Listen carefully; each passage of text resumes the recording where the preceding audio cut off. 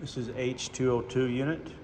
One stall parking upstairs, right at the entrance, and then it's right by the door to get onto the unit level. So 1 bedroom, 1 bath unit. There's street parking down here, and there's guest parking as well. So you come through here, and it's 206.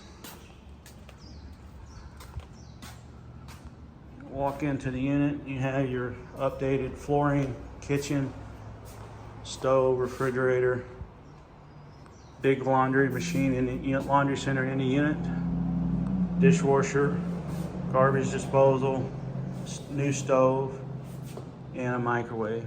Nice solid wooden cabinets. Concrete walls in most of the walls, so large living room. You got an outside lanai.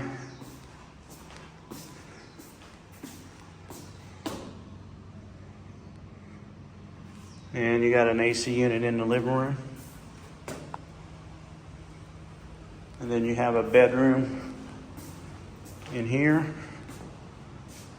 Large windows, jalousie windows, sliding blinds. And then you have your bathrooms in here. It's a single sink, large medicine cabinet, tub, shower, and then you have your closet.